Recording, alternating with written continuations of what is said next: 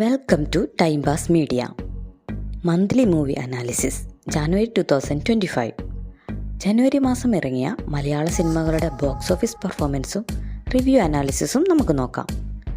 ഏകദേശം 31 സിനിമകൾ ജനുവരി റിലീസായിട്ടുണ്ട്. അതിൽ ഇമ്പോർട്ടൻ്റ് ആയിട്ടുള്ള കുറച്ച് സിനിമകൾ മാത്രം ഈ വീഡിയോയിൽ ഉൾപ്പെടുത്തിയിട്ടുള്ളൂ. Number 1, identity. ജനുവരി 2 റിലീസായ ടോവിനോ, തൃഷ എന്നിവർ അഭിനയിച്ച അഖിൽ പോൾ ആൻഡ് അനസ് ഖാൻ ഡയറക്റ്റ് ചെയ്ത ആക്ഷൻ ത്രില്ലർ സിനിമയാണ് ഐഡൻറ്റിറ്റി.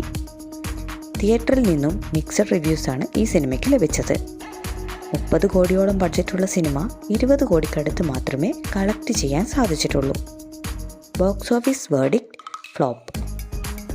നമ്പർ 2, രേഖാചിത്രം. ജനുവരി 9 റിലീസായ ഇൻവെസ്റ്റിഗേഷൻ ത്രില്ലറായിരുന്നു രേഖാചിത്രം. ആസിഫ് അലി, അനശ്വര രാജൻ എന്നിവർ കേന്ദ്ര കഥാപാത്രത്തിൽ എത്തി ജോഫിൻ ടി ചാക്കോ ഡയറക്റ്റ് ചെയ്ത ഈ സിനിമ തിയേറ്ററുകളിൽ നല്ല കയ്യടി നേടി. 9 കോടിയോളം ബഡ്ജറ്റുള്ള സിനിമ 57 കോടിക്കടുത്ത് തിയേറ്റർ കളക്ട് ചെയ്തത്. Box office verdict block buster.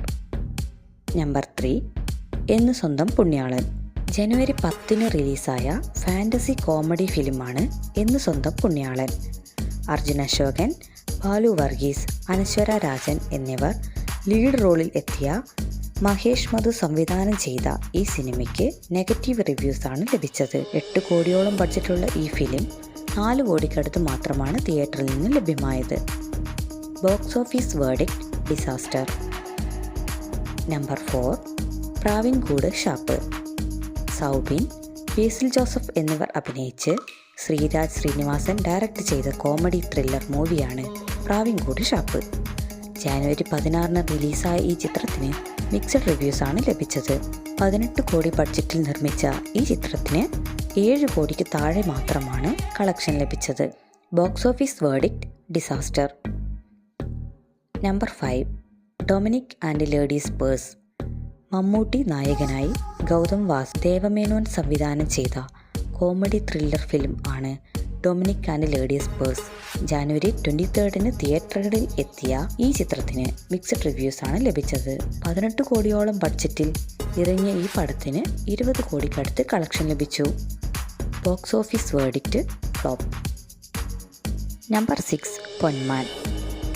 ജനുവരി 30 റിലീസായ ബേസിൽ ജോസഫ്, ലിജോമോൾ എന്നിവർ തകർത്തഭിനയിച്ച ജ്യോതിഷ് ശങ്കർ ഡയറക്റ്റ് ചെയ്ത കോമഡി ത്രില്ലർ പടമാണ് പൊന്മാൻ.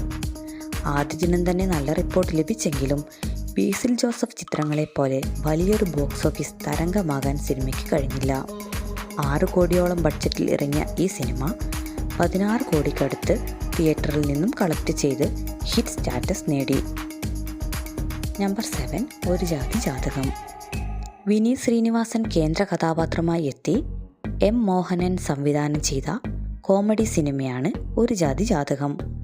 തിയേറ്ററിൽ നിന്നും മിക്സഡ് റിവ്യൂ മാത്രമാണ് സിനിമയ്ക്ക് ലഭിച്ചത്.